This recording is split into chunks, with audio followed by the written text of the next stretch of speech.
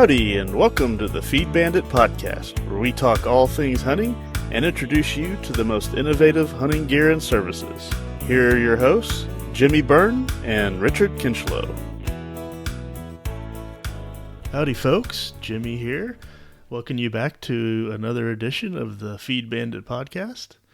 I'm here on this one riding solo. We're going to start a new little series here called, I think we're going to call it Tales from the Campfire. And what old Richard Corn Bandit and I are going to do are read some of the coolest, most interesting tales, hunting stories, etc. that we've read or heard as we read hunting sites or even read some books dealing with hunting. We think some of these things you might find interesting as well, so this might be a fun little series. We'll give our commentary as we go through here and, have a little color commentary if any is needed, and we'll see how this goes, so we hope you like it. The first story I'm going to read today, it comes from an anthology book called The Greatest Hunting Stories Ever Told. This book contains 29 unforgettable hunting stories. Very interesting book. And we're going to start off with one here about a turkey hunt entitled A Bearded Legend, My Best All-Time Trophy by Charles Eliot. From the time of man's creation until he steps beyond the shadows, his life is not so much a matter of years or seasons or days as it is of moments. A vast majority of these are so vapid and humdrum that the mind makes no attempt to file them away in its incredible storehouse. Many others remain as memories or facts available to our mental computers. A few of the latter stand out bright and vivid, and, in spite of the years, never lose one sparkle of their original brilliance or beauty. One of those highlights in my life had to do with a wild turkey gobbler. I have avoided saying the highlight for fear of domestic or other repercussions. I hear you there. But my moment of grandeur with that magnificent bird stands close to the top of the list. There's not a sound or movement or spot of color in that high drama that I've forgotten or will ever forget. Well, I can, Jimmy here, I can attest to that in some of the turkey hunts I've been on, but let's see what he has to say. See if any of mine or your experiences have been similar. Continuing, when I first met the Cahuta gobbler, I had no faint suspicion that he and I were embarking on such a splendid outdoor adventure. The woods were dressed in pastel shades of greens and golds and splotched with chalky clumps of dogwood, making them seem almost unreal. This was spring gobbling season in the mountains, and I was hunting alone in the Cahuta Range on the Georgia-Tennessee line. For me, this is one of the most stimulating hunt seasons of the year. The forest floor is bright with flowers, tree buds are bursting with new life, and the vitality of the woods and its creatures make it seem on the verge of erupting into some unbelievable fantasy of sound and color. At dawn, I'd walked out the backbone of an isolated ridge and paused to listen for resonant notes that might indicate a big buck turkey on its roost or on the prowl. For an hour I stood there with my back against an oak tree, while the dawn woods came to life and the sun touched a distant mountain with burnished copper. About flying down time, when there's light enough for a turkey to distinguish the bushes from the bobcats, I yelped the cedar box in my hand, making notes like those of an amorous hen. This sound will sometimes set a silent old Tom's genes to percolating and motivate him to reply with a lusty gobble, to tell his intended that he's in the mood to solve her problem, and his. When, after 15 minutes, my yelps brought no response, I strolled another quarter-mile along the ridgetop to try again. There I first heard him, somewhere beyond the wild jumble of ridges and valleys sprawled out below me. His notes, high-pitched and vibrant, denoted an old gobbler. From long distance, I knew that the closer I could get without spooking him, the better my chances would be to put him in the bag. So I struck out in a beeline across the ragged series of ridges, navigating the rough valleys and pausing on each ridge to call and get an answer. And I'll just pause here, Jimmy, to comment. I'm sure that kind of story resonates with you as much as it does with me. Uh, Almost the chase is the most exciting part of the turkey hunt. So that's an exciting thing, and I love how we're building up to see what happens here. Continuing. On the fourth ridge, I sensed that he was somewhere near. When I clicked my yelper and didn't get an answer, I considered that the bird and I were at close range. I stood motionless, straining my ears, and after a few minutes heard some creature working in the dry leaves that blanketed the shallow cove just beyond the hilltop. The crest of the summit was thinly clad in laurel, and the ground around the thickets was reasonably bare of leaves. In a half crouch to keep my head below the narrow backbone of the ridge, I circled to a point directly above where I could hear the parched leaves rattling. After listening for a moment, I concluded definitely that the sound was made by turkeys scratching for sustenance in the brown carpet, though they hadn't made a note of any kind to verify their presence. I stood perfectly still, trying to determine what my next move should be. I have little doubt that I'd have concocted some scheme to get a look at those birds over my gun sights, if a gray squirrel hadn't chosen that exact moment to make a trip through the scrubby timber. When I heard him rattle the bark on a tree above me, I instinctively glanced up. The squirrel was so close I could have touched him with the tip of my gun barrel. I had my camouflage clothing on, but had neglected to smear my face that morning with bowhunter's paint, preferring instead to use a gauze mask when the time came to sit in the blind and call up a gobbler. When the squirrel saw my white face and identified me, he seemed to go berserk. He made a flying arc to the next tree, another long leap, and then in his third jump he either misjudged distance or broke a limb in his headlong flight. I got a glimpse of him in midair, then heard him hit the leaves on the slope below. If those startled turkeys had taken to the sky, I could have killed one. They were scratching within 40 feet of where I stood. When I heard them running in the leaves, I charged through the laurel, hoping for a shot. But by the time I spotted the birds, they were sprinting up the far slope, out of shotgun range. One was the tallest gobbler I'd ever seen in the woods. He simply dwarfed the two jakes with him. The season was running out, but I spent my last 8 days on the trail of that big turkey. I still feel that if all those slopes were piling on top of one another, I must have climbed 100 miles high.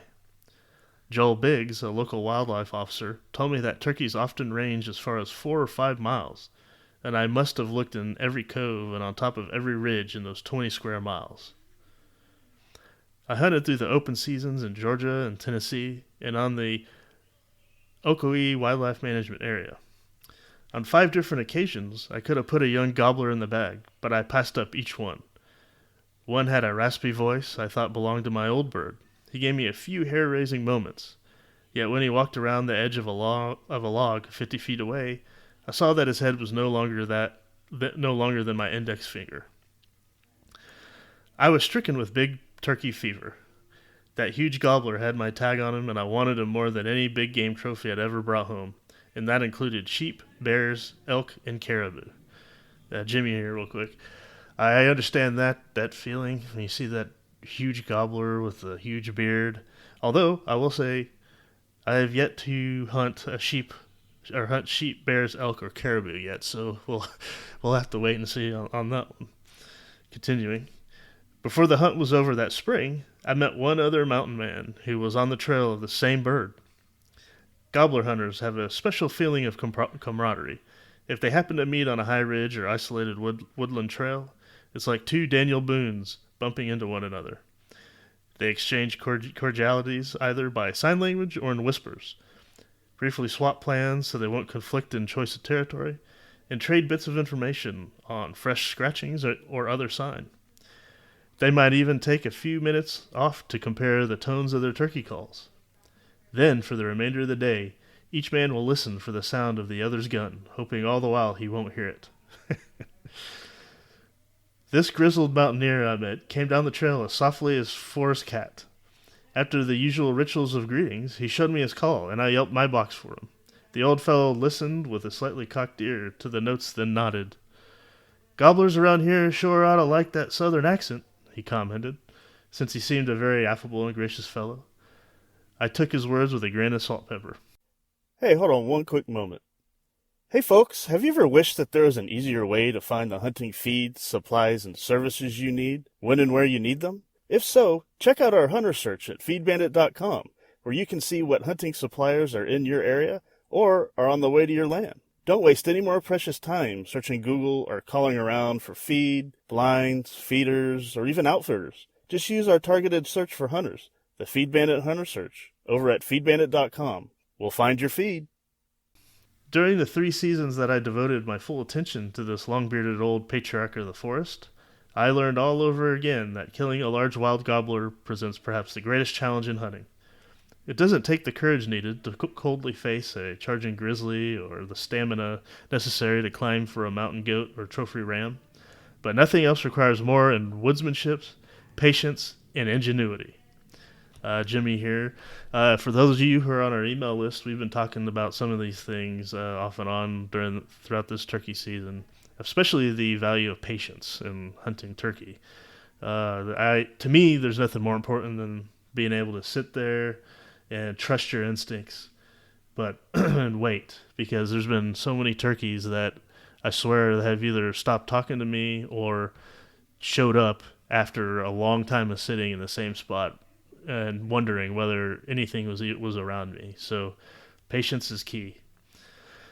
As I said, I stayed on the trail of the Kohata gobbler for 3 seasons. I filed my license in my home state of Georgia and took birds in Alabama, Mississippi, Oklahoma, and New Mexico, and could have added Tennessee to the list with a lesser gobbler. Had there not been only this one I was truly interested in. To make the cheese more binding, as they say in Crackerese? Duh. I can't read. I learned that my old gobbler had already acquired a reputation in both the Kohata Mountains and around Ocoee. Several of the local sportsmen had an eye on him, and more than a few had devoted most of their spring grunting to the bird. So I approached each April season with the growing apprehension that one of those mountain men might get to the gobbler before I had another chance at it. I saw the bird a number of times. It seemed to lead a charmed life. Only once could I have blown the whistle on him. He walked across the road in front of my car. He was only a few yards away when I stopped, jumped from behind the steering wheel, and threw a shell into the chamber of my gun. The huge gobbler walked unhurriedly and almost majestically up the slope, as though he knew just as well that I wouldn't shoot. To bushwhack that old patriarch would have been a heinous crime, as heinous a crime as ambushing my best friend. Once I called him to within 75 yards of my blind. For 30 minutes he stayed in one spot, strutting and gobbling. Then he vanished as suddenly and completely as if he had been erased. It made me wonder if I had seen him at all and should seek psychiatric help. On another occasion, I ran into him at least a couple of miles from where we'd first met. He was on the Georgia side of the line on the last day of the Georgia Open season. I was traveling along lead, which is a local term for a main ridge, just after daylight. When I paused on the brow of a slope to call, he answered. At least I was almost certain I recognized his voice. I made a breathless detour of more than a mile to the ridge above him, but before I could get into position, half a dozen crows spotted the tom. Ganging up and harassing a lone wild turkey is a favorite crow pastime, and from their language I knew they were really working this one over. I crept downhill as close as I dared to get to the melee and set up my stand for business. For more than an hour we maneuvered around on that point of the ridge. Finally the crows, or an unknown intruder, or something I said on my wingbone call or cedar box, spooked him. Or maybe he just got tired of playing games. He turned away and crossed the shallow cove to the thick laurel on the next ridge. The crows apparently lost him in the laurel, but when he hit the open ridgetop, they found him again. Finally, the whole sideshow continued out of hearing over the crest. The foreboding that someone else would get that gobbler before me grew acute when, on the 3rd season of our acquaintance, I had to miss the first 3 open days. My only consolation was that spring came later than usual that year, and those first legal days were rainy and cold, which might somewhat dampen the ardor between toms and hens, normally in full blossom by then. As for the dedicated gobbler hunters, I knew they'd be in the woods even if we were in the middle of a second ice age. I can understand and attest to that. What's killed me personally over the last 2 years has been just things going on that have kind of limited me from hunting as much as I'd like. Turkey, I got a good tom last year. This year, I guess it's not a bad thing. I had my daughter at the beginning of March, and of course this virus issue going on has prevented me from getting out there. Still have hope to get out there at some point, but if I don't, at least I have my daughter as consolation. I guarantee seasons going forward, this will not happen again. So anyway, I will definitely make sure that I am out there even in the second ice age. Continuing, on the morning of the fourth day, I was on the mountain half an hour before daylight. The brown carpet of leaves was white with frost, and a cold blanket of air lay across the hills. I wasn't exactly pleased with the way my plans had been disrupted on this particular morning. Phil Stone, an old hunting partner, and I decided to hunt together through the gobbling hours, then separate and scout out a tremendous territory for signs. My wife, Katie, refused to stay in camp alone and insisted on coming with us. Three's a crowd, even at turkey hunting, so when we parked in a little gap, Phil took off down a dim logging road that skirted a narrow valley. I have sent Katie on in the other direction, but she gets lost even in her own backyard, and I knew we'd then have to spend the rest of the season looking for her. So she stayed with me, which meant confining my hunting to the more gentle terrain around her car. As the first dawn light turned the woods from black to gray, a ruffled grouse flashed across the road. Further down the valley, we flushed two more of these colorful birds out of a branch bottom. The dawn was bright and cold as we climbed the point of a low ridge overlooking the valley. From this spot, I knew we were high enough to hear turkeys on any of the half-dozen ridges sloping away from that massive range around Big Frog Mountain. Katie and I got settled and waited until the noise we made in the frozen leaves was forgotten by the forest creatures around us, and they began to move about once more. Real quick, yeah, that's something else we talked about is, once you find a spot or you settle in, give it time, let it settle down. I typically wait at least 20 minutes before I call again. So I'm glad he confirmed that thought on our part here. On my box, I gave the low, plaintive notes of a hen. After a few minutes without an answer, I called much louder. A quarter of an hour later, I rattled the box with the 30 call of a gobbler. All this activity produced exactly no results, except for the raucous notes of a crow across the valley and the loud drummings of a woodpecker on a hollow stub nearby. Katie and I climbed over the crest of the ridge into the next valley to repeat our performance. The sun spotlighted the tops of the highest hills, and the line of light gradually crept down the mountains until it touched and warmed our half-numb hands and cheeks. We moved from one ridge to another and heard nothing that resembled the notes of a turkey. At 8:30 a.m., we made our way back over the trail to where we met Phil Stone, who had also gone through an unproductive session. The three of us discussed the situation and decided that, with the season so retarded, the birds were not yet courting and probably not even speaking to one another. This evaluation gave me a vast sense of relief, along with some assurance that any big gobbler had not yet been disturbed and that I'd see him again somewhere in these mountain woods. Katie and Phil were already in the car, impatiently waiting for me while licking their chops in anticipation over the Bloody Marys they would be soon having at breakfast. I don't know whether it was impulse, instinct, or some strange intuition that suddenly impelled me to step away from the car to the edge of the road with the turkey call in my hand.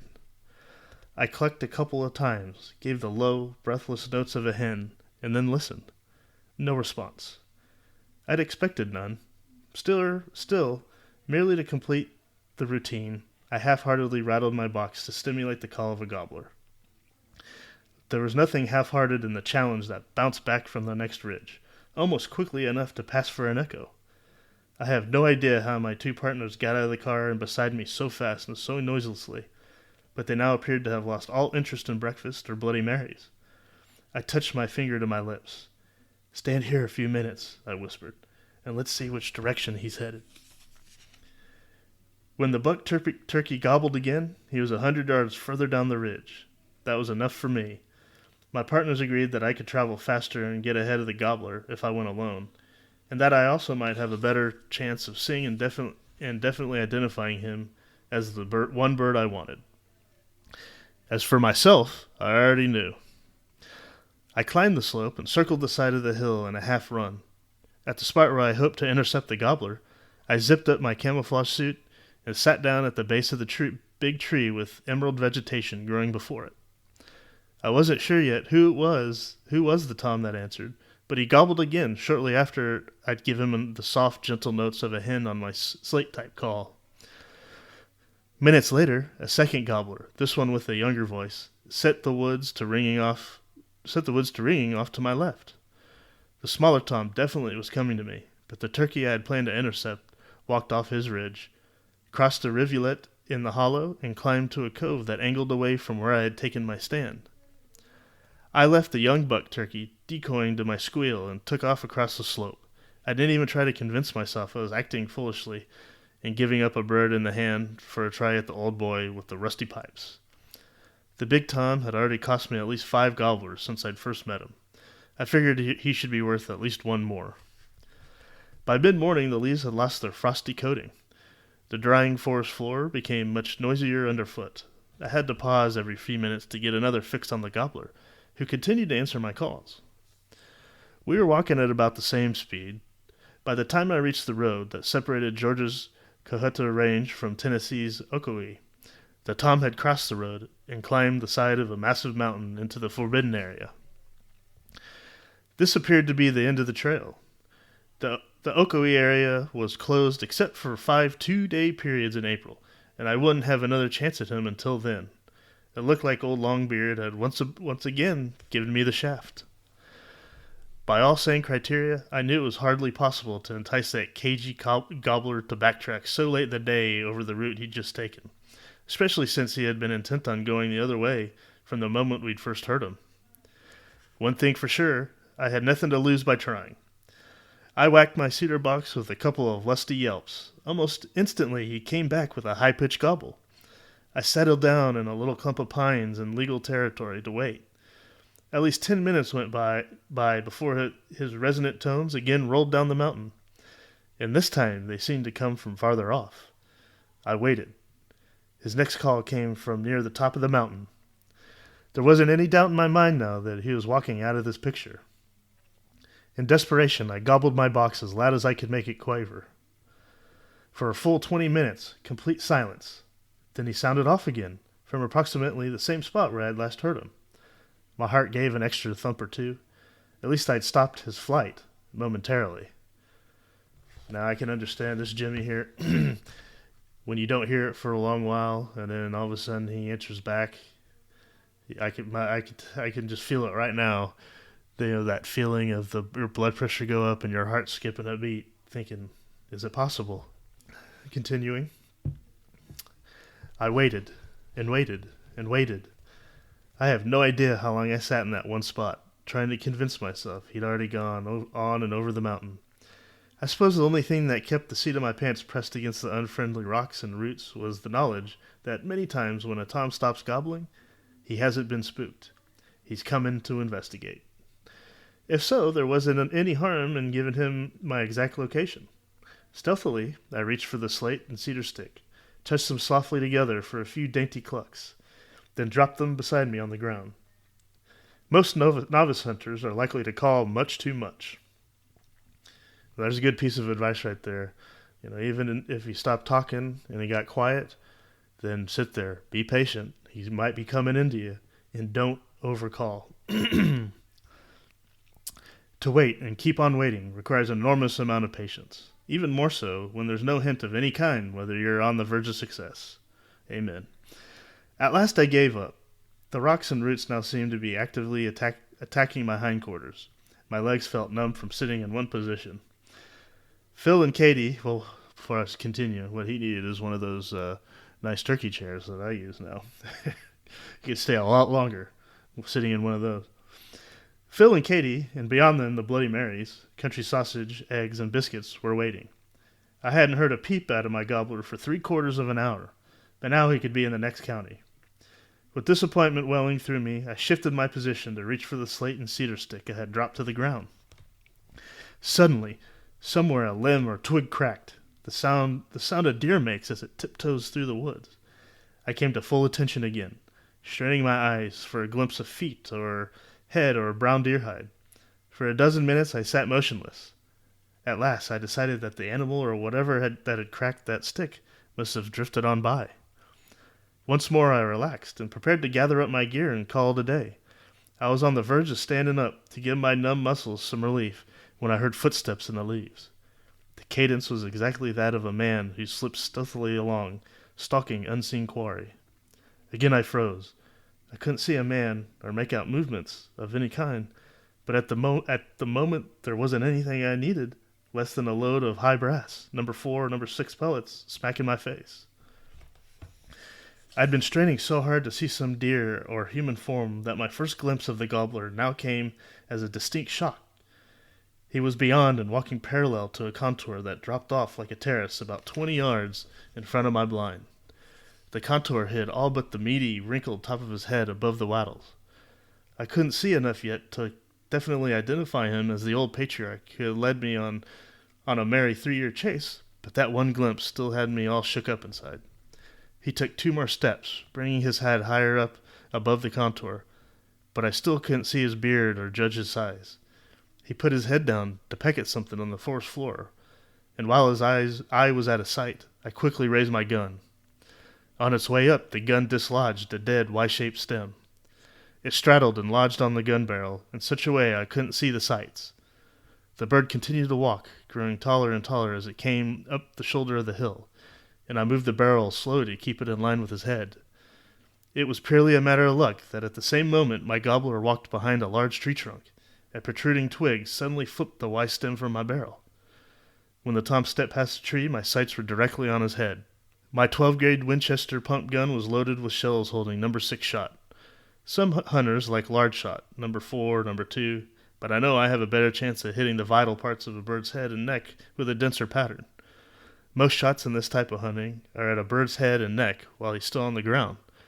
I often back up my first round at number 6 with a number 4 and then a number 2 load, which gives me a reserve of progressively larger pellets to break down a turkey that flies or runs after the first shot. There he stood for all of 5 seconds, with his head up in a patch of sunlight, as tall and majestic as I remembered him from 2 springs before. He was so close it seemed I could reach out and touch him with my gun. Then sunlight on his feathers made them ripple in a display of copper, green, and gold, so resplendent that I caught my breath. What a beauty! Then I saw his heavy beard and knew beyond any doubt that he was indeed the old patriarch I had dreamed about for so long. It was almost sacrilegious to shatter that magnificent moment with a shot, but the powerful impulses developed in a lifetime of hunting triggered the gun. It was a clean 1-kill shot. That's when all the excitement of the past 2 hours finally hit me. My hands shook as I tried to unstrap the camera from my shoulder. When I hefted the bird for weight and saw how far I had to lift his feet so that his head would clear the ground, I got the shakes all over again.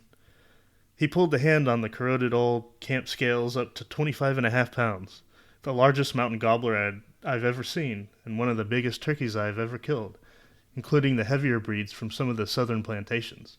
Phil peered wonderingly over his glasses at the scales. There just ain't no telling, he said, what this critter might have weighed if these scales weren't so rusty.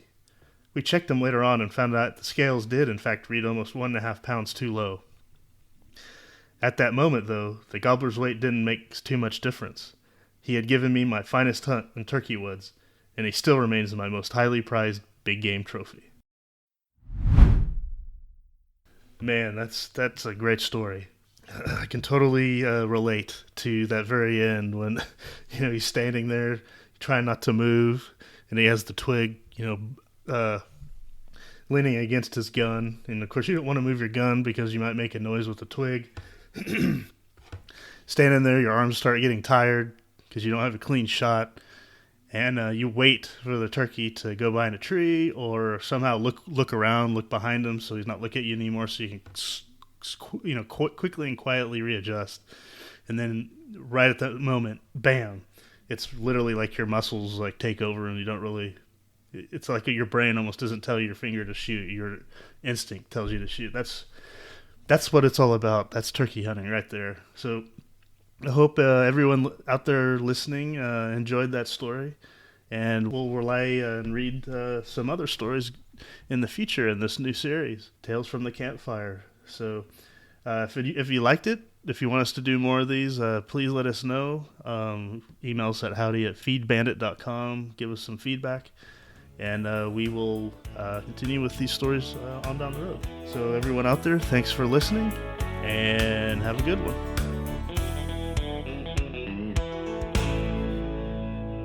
Thanks for listening to the Feed Bandit podcast.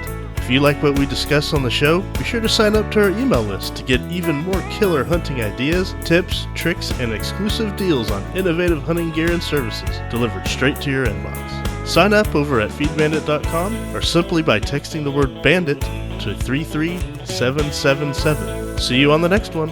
And remember, support your local feed store.